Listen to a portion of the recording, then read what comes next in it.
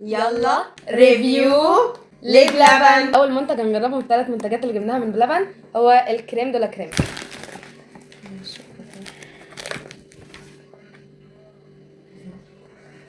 ومبدئيا يعني الباين هو شكله كويس. اوكي هو ملخبط بس شويه عشان المشوار تقريبا، بس هو لا كويس، بس الطعم يا جماعه هو اللي يحكم. بالظبط. يلا ندوق. بسم الله.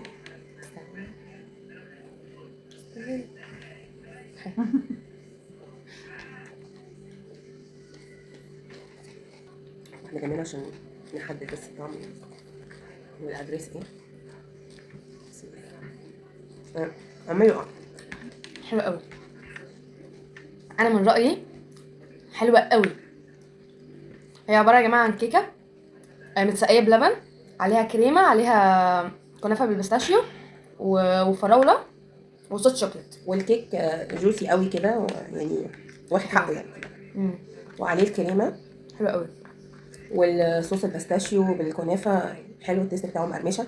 يا جماعه كانت تقريبا سعرها 130 او 135 حاجه زي كده. تاني حاجه كشري بلبن بالمانجا. لو نشوف نقول بسم الله ونجرب. قبل اي حاجه هو عليها طبقه مانجا كويسه، وهي شكلها يعني مبشر، شكلها حلو. هنشوف. بسم الله. عايزين ناخد كده طبقات من تحت لفوق ومعاها حته مانجا فيها كريمه بسم الله. بيستاشيو ومانجا. حلو قوي. هي حلوه بس انا عندي ملاحظه ان الكنافه مع الاسف طريه شويه مش مقرمشه. بص حلو. انا اديها 8.5 من 10. انت اديها كام؟ 6.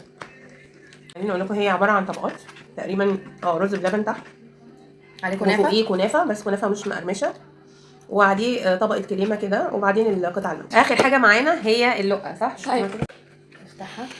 نقول بسم الله. هي اوكي. هي اولا احنا كنا طالبينها بالكندر، انا مش شايفه الكندر يعني شويه حلوين بس ماشي. هي فيها هندوق دلوقتي وهنشوف. بسم الله الرحمن الرحيم. تاكل على طول. فيها فراوله.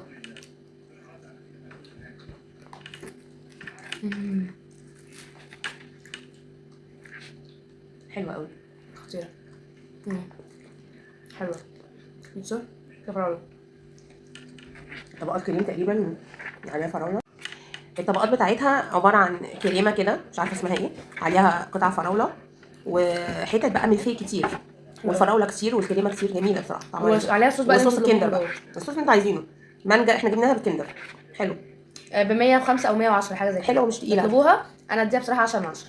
انت؟ لا جميل. اوكي 9.5 من 10. الريفيو بتاعنا النهارده لبلبن. يلا استنوا مننا فيديوهات تانية بقى، فيديوهات تانية. باي. لايك وشير.